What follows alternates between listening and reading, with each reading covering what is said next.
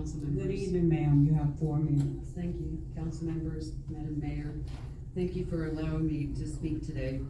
I am Lloyd with Paw Pals TV. I'm here in town, and have been for a couple of times, filming footage about Bruce.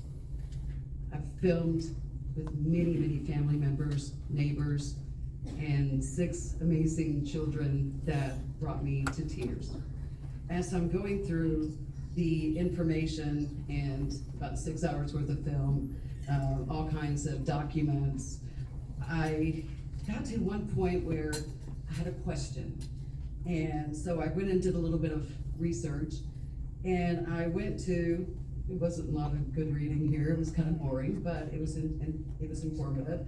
The Health and Safety Code for Animals, Title 10, Section 822.002, subparagraph B.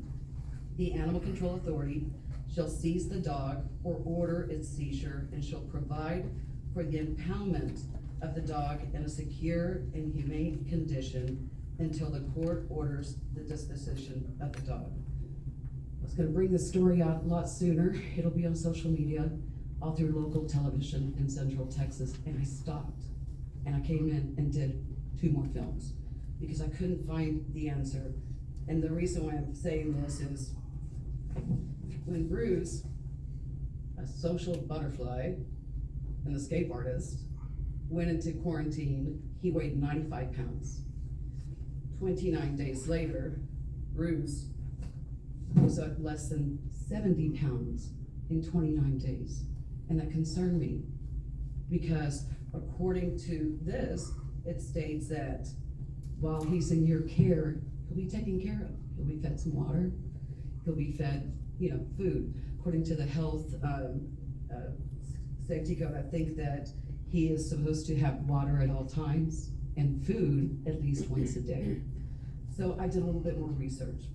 And what I found, and I didn't bring all of them, that you can see that in the story.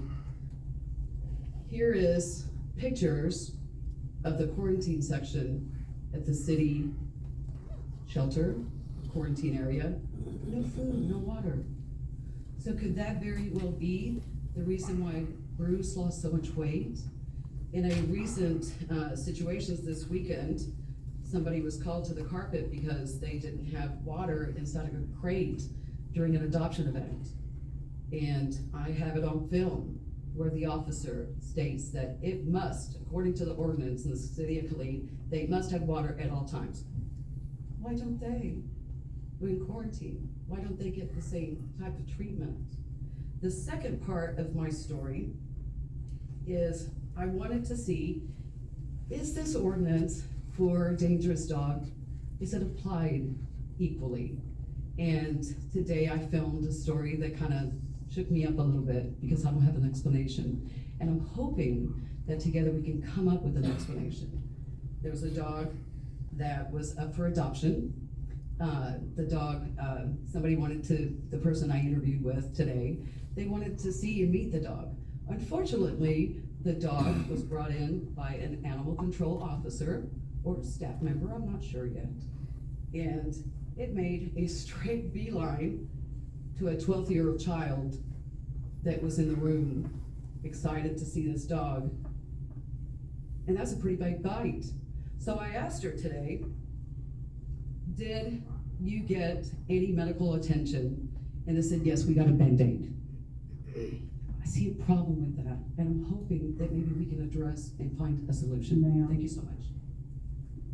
Thank you. Patsy Bracy.